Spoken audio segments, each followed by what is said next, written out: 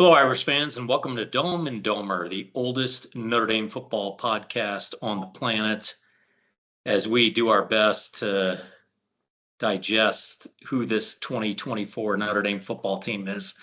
Ed, I'm going to start with you because your prediction was uh, Yeah, I predicted them to not lose. true. However, having said that, not to defend you, but boy, I tell you, 2 out of 10 third down conversions, a total of 297 yards of offense. Not exactly the best output we were looking for, but the reality of the matter is it was enough to win the game, and that's all that matters. I mean, you just win and move on. But yeah, that and plus all the injuries. Um, but Louisville didn't play so well either, so it was kind of an ugly back and forth. However, having said all that, Notre Dame won the football game, and you got to give them a lot of credit for overcoming what they were up against in that game, especially starting out. I mean, I don't know what I was thinking, but I almost broke the TV 5 seconds into the game. Yeah, no, I got straightened out by a couple people because I realized I was falling into that trap of focusing on the negative. But you're right, they won, right? And I think Louisville's a pretty good football team. Yeah, I think they have a really good quarterback. Actually, he impressed me. But you got to remember that their scoring drives were like total 60 yards altogether, basically, and they were all three touchdowns were terrific throws, right? I mean, yeah, perfect. especially that last one, which he just dropped in right in there, and none of the coverages were broken coverages or anything. So listen, like you said, Mike, at the leadoff, we're not quite sure what we are yet. But they got the win, and they got some production in the downfield passing game, which was a bonus. Hopefully that can continue. But I'm telling you, these injuries are, I think the big story this year really is number one, above average, enhanced recruiting operation is really sort of yielding, guys that can step in on the field and play right away, which has been so essential this year. And, you've got to tip your hat to player development. I mean, when I counted 10 starters that are either out for the year or missing multiple games. I mean, 10. That's Yeah, that's a lot, crazy. right? Yeah, that's absolutely crazy. So I think that we've got to look at some of the positives. There's a week off to get healthy, then there's another week off. So the bye weeks are positioned well for this team. And I think we still have to hold them to the standard that they need to win out. But it was a step in the right direction. They were on balance. There were definitely more positives Saturday than negatives. I will say there are things that are always going to stick in our craw. It's unbelievable to me that 2 weeks in a row a defensive back commits such a stupid ass unsportsmanlike conduct penalty that does some damage. That kind of discipline or lack of discipline seems to be a real issue with this team. Whether it's 11 penalties in the first game or some really inopportune penalties or some bad. Ball security has been sort of a hallmark of this program. It certainly was under Brian Kelly. It's been under Freeman for the first few years, and Dylan McCullough. Just like very, very good ball security and very few fumbles. Well, that was a real issue. The weather was not that bad. I don't know what these announcers are talking about or what some of the write-ups are talking about. There was a little bit of rain. It was not really all that challenging. Certainly nothing compared to what some people dealt with in some games around the country or what the Jets dealt with yesterday or whatever. So no excuses. They just have to do the little things a lot better. Because if they don't, they're definitely beatable by Georgia Tech. They're beatable by USC for sure. So they still have to just have to keep plugging away and getting better. We just have to accept the fact that this is going to be an unsatisfying season, mostly because the expectations, I think, turned out to have been a little unrealistic. Yeah, I think that's part of what we're experiencing. I think there was so much hope and hype And for once, we had a favorable schedule, which is kind of rare. Um, Although, having said all that, Coffee, not to get too far off tangent here. This is a little bit of a weird conspiracy theory, but As the opposed to all the field, unweird conspiracy theories that are out yeah, there. Okay. exactly. So the field at Notre Dame has a 10-year guarantee from the time that they installed it. And I think we're coming up on 10 years. I mean, it's getting pretty close. Um, I'm not suggesting that that's what has anything to do with the injuries, because some of the injuries we've had were on the road as well. It just is kind of weird that this is all happening at a time when we're coming up on that 10-year where that thing's going to need to be replaced. I mean, Um, I honestly, I think sometimes a coincidence is just a coincidence. I know I was listening to a podcast on Irish Sports Daily earlier today. Jamie Uyama, who works with him, his wife is getting like her master's in this kind of stuff, and he's asked her about all the injuries and stuff like that, and she said you can't train an ankle not to get injured when it gets rolled on. You can't Right, train a knee right. not to get injured when someone like flips you back in a tackle that's illegal in the NFL and should be illegal in college sports. I mean, it's beyond frustrating, at least to me, and I'm sure it is to a lot of Irish fans that that like a season that like I said was just queued up so well for potential success is getting derailed by something as dumb as, well, not dumb, but something as random as guys that we really needed getting hurt. Now it does say a lot to like player development that you get. I mean, I think I heard that for a while there on defense late in the game, Notre Dame had 4 true freshmen playing at the same time. I mean, that's Right. just nuts. Wow.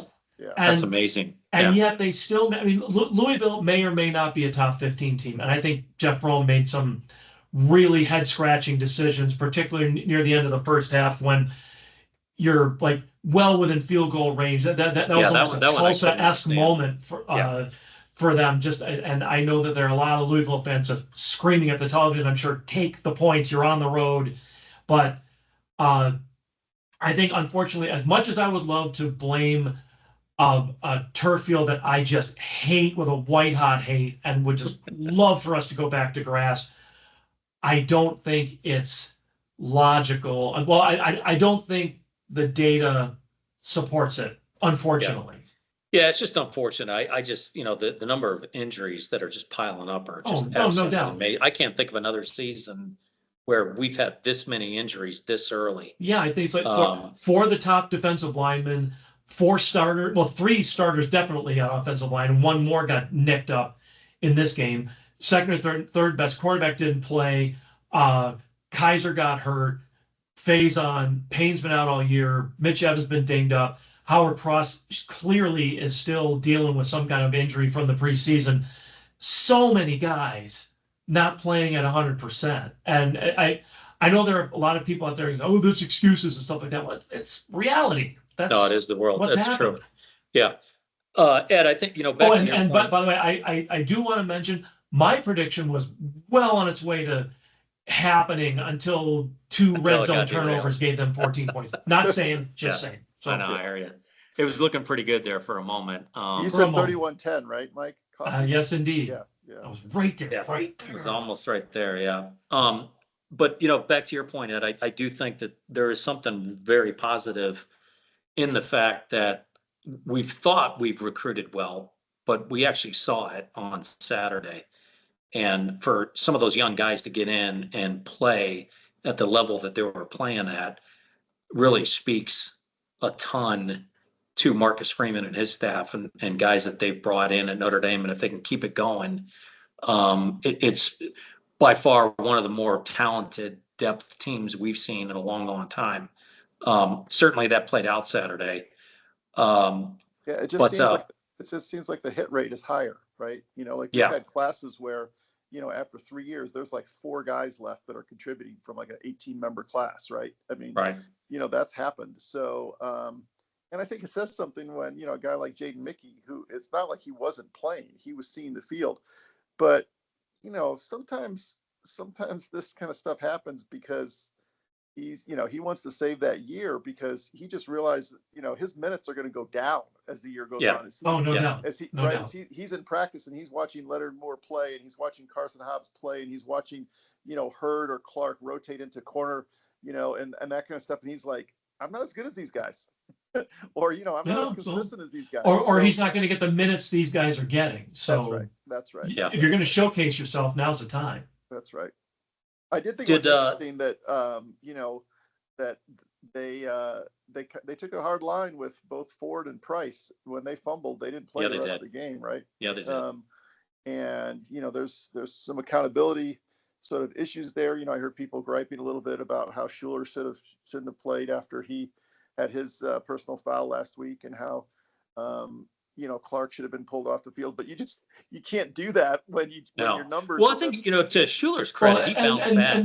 He had one hell of a game Saturday. Jordan Clark, a guy in Louisville spit in Jordan Clark's face allegedly. Yeah. But Yeah. I hate those arguments. I know that, but that's basically, listen, Louisville, it's not any secret that they're chippy as hell, that they're whatever bad sports, that's just the way they play football. And I think it starts from the top down, but you've got to be disciplined. You've got to be ready for that.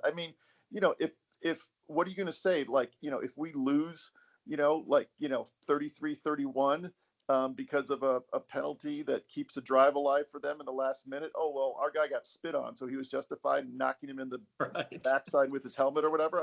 That doesn't hold water. You've got to be the bigger guy, or you just have to be the smarter football player, I think. Yeah. But, part of that is that these are young guys, and so look, I think the thing that I do like is they're competitive as hell, and that's obvious. Yeah.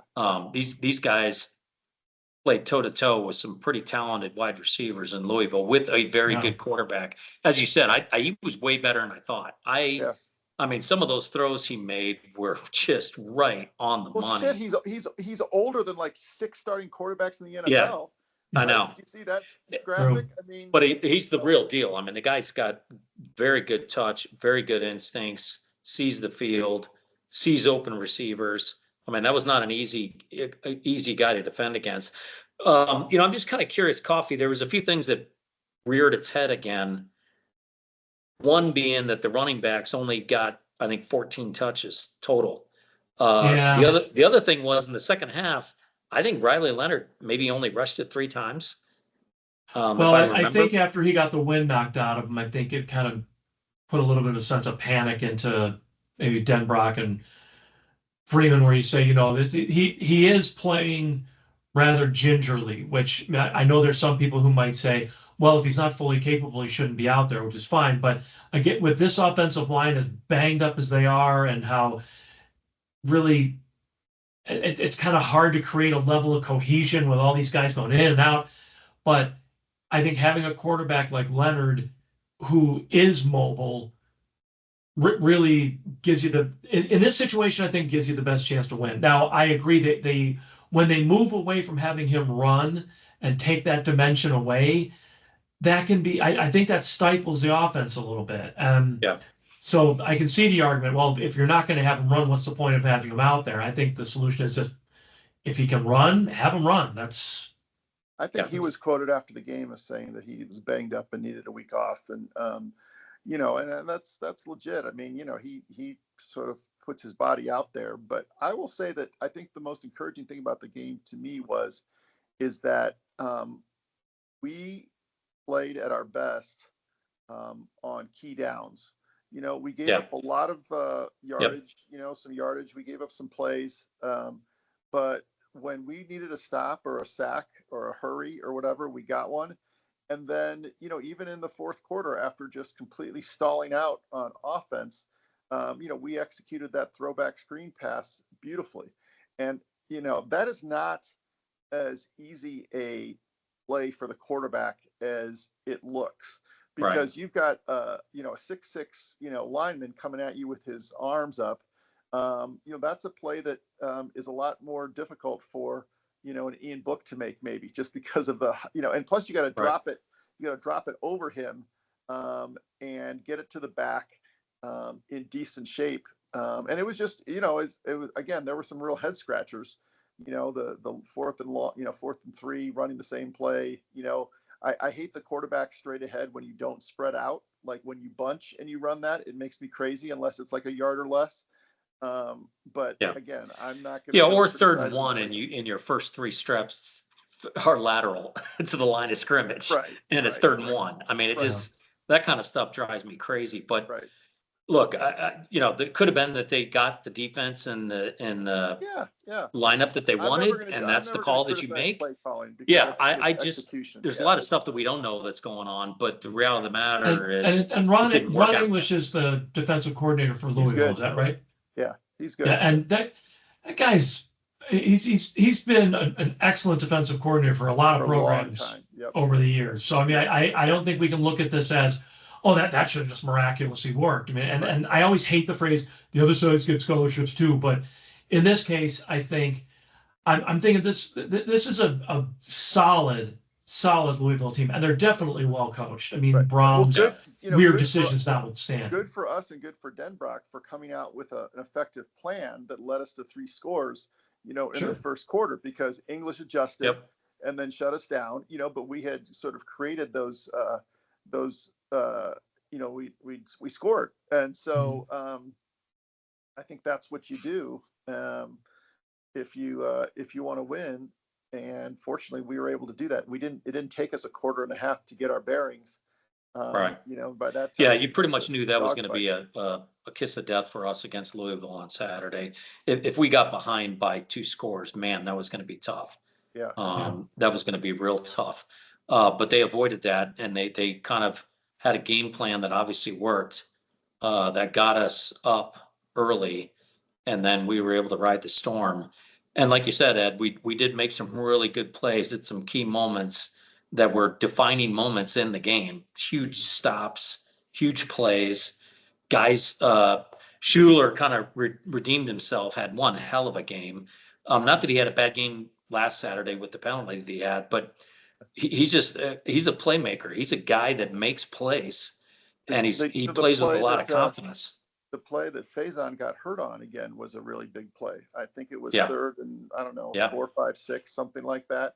He made he made an unbelievable move. Because it Yep. was all yards after the catch. He was not past the marker when he caught the ball. It's a shame if he's out for another, because he really is a special player when he gets the ball in his hands. He's got He is, something yeah. nobody else. Yeah. He's Well, got I'm some sure the issues. lacrosse coach at this point is starting to scream at the television, like, "Don't!" Yeah, for sure. Yeah, you got that right. Yeah, it's well,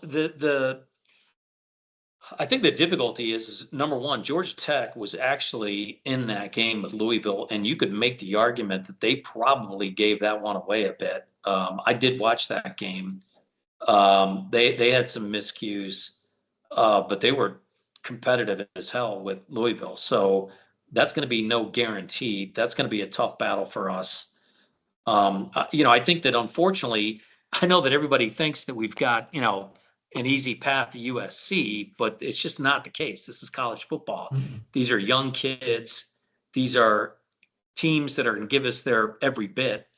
And it's going to be a real challenge. I think this is where Marcus Freeman really needs to take control of this football team and prevent that letdown, because I think that's that everybody is going to have that in the back of their mind at the start of every single game leading into USC, which is okay. Let's not have a big, huge letdown here.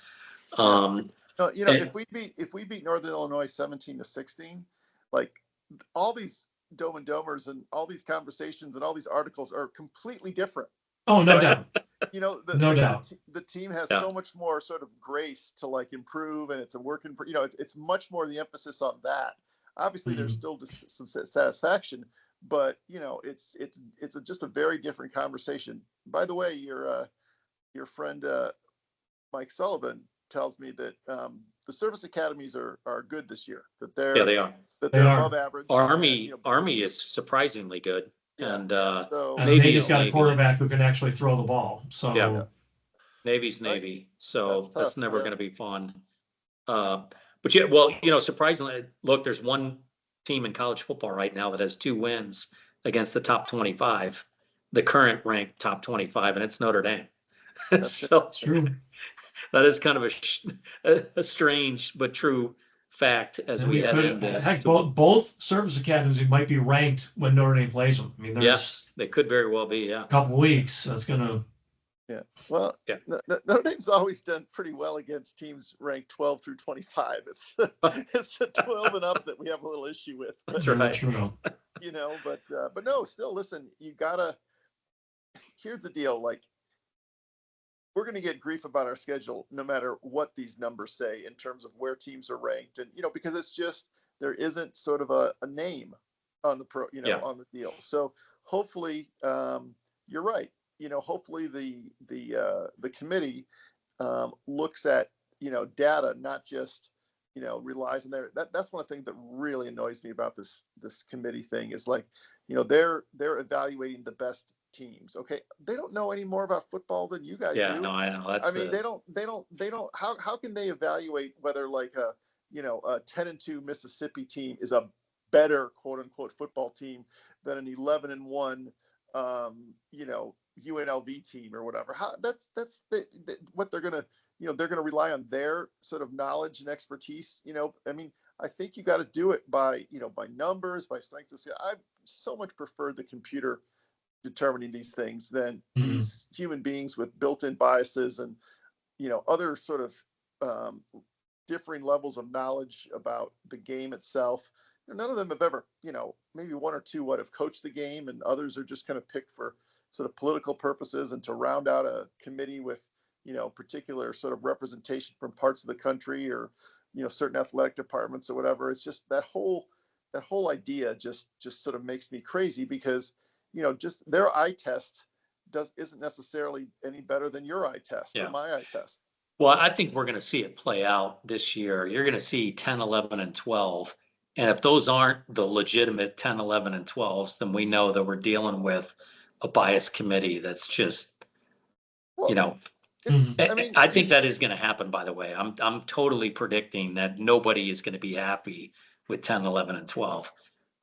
Because I think they're going to, you know, unless you turn it into, you know, high school football or basketball where everybody plays in a sectional, yeah, you know, like yeah. you're always going to have controversy, right? You're Yeah. always going to, whether it's 12, you know, 13, 14, 15 are going to be pissed off. Whether the NCAA tournament expands to 96, you know, 97 through 100 are going to be pissed off. So it's a lose situation. And that's why I've sort of argued that you come up with the best, you know, you come up with the best algorithm or you come up with the best sort of computer thing and you just go with it. And then, then you don't have sort of these, you know, well, your quarterback got hurt, so you can't play now.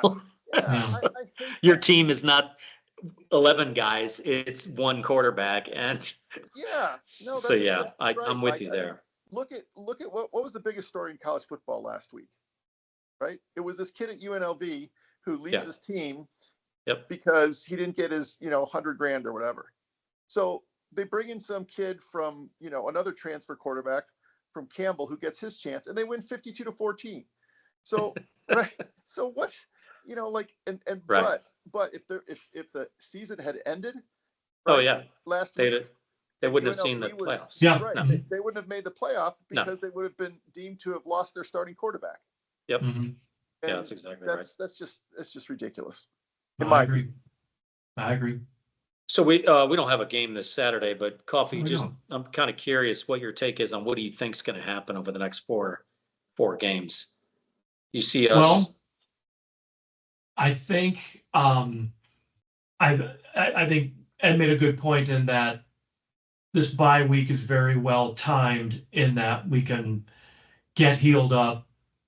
Guys who can come back. I mean, Gabe Rubio allegedly is this close to being able to return. That's going to be a huge benefit for the defensive line because I think he's a big guy, can take up a lot of space and make things easier on some guys who, because the other thing is, as glad as I am that these young guys are playing, they're also playing too soon in some cases. I think there's a lot of guys who really could benefit instead of playing 20 snaps, only playing 10. I mean, get the experience, but rotate in. I mean, because as well as the freshmen are playing, are they going to be out of gas by the time we get by the time we go out, but by the time we once again go to New York City on one weekend and Los Angeles Yeah. on the other. Thank you, Jack Swarbrick, you mope. Um, but for the next 4 weeks, um, I think if we get a couple guys back, Stanford will go better than we think because you get if some guys who come Well, back it's from 2 weeks injuries to are prepare. So yeah, with two and those guys at the very least are gonna be fired up regardless of the opponent. Georgia Tech, I was a lot more worried about this game before we figured out that Florida State sucks. And I mean, I think that's definitely a winnable game. I get nervous about Navy. I mean, because geez, that's anytime a Navy offense has a quarterback that can throw the ball, that's just that's ugh. And there's so much that can go wrong, and there's gonna be so much pressure on the linebackers to really not get faked out to play good, solid assignment football. I don't doubt that Al Golden can design a good defense against the Navy offense. I'm just worried that these young linebackers that we have are going to get fooled by misdirection or not or decide that I'm going to do this instead of what my assignment is. All of a sudden, this big gaping hole that somebody runs through for 30 yards. So yeah. I'm a little nervous about that one. So get to if we can get undefeated to the second bye, I think that this team can run the table. Yeah. Ed, are you feeling as optimistic or? Yeah, I am. I mean, I think, when it comes to the service academies, you're educating a whole new group of young players about how to defend that type of offense. So I think you really need Kaiser on the field. I mean, if it's like having another coach on the field to sort of get through games like that, right? I mean, he's excelled in those particular games and those particular assignments. So I think that's important. I think Mike makes a good point about, getting these guys to play. Some of these guys that are playing, they were clearly on a 4 games or less plan, right? They were clearly, on a plan to retain a year of eligibility. So you got to get some of these guys back, whether it's Strouth or Kaiser, or I don't know what the prognosis is on Faison. I mean, sounds like Boubacar is out for the year. And, so getting Rubio back would certainly help. But yeah, I think that I think the thing that we always forget, or not forget, but the fact of the matter is that the remainder of the schedule, every team that we play, it will be their Super Bowl. Yeah, it just that's will. right. It'll be a season saver for, it might a win might save Mike Norvell's job. The service academies go without saying. A win would certainly make Virginia's season. They're going nowhere. Stanford is always, has it out for Notre Dame and rises to the occasion. It seems like the Georgia Tech, that game will be in Atlanta. They like to think they're a program on the rise.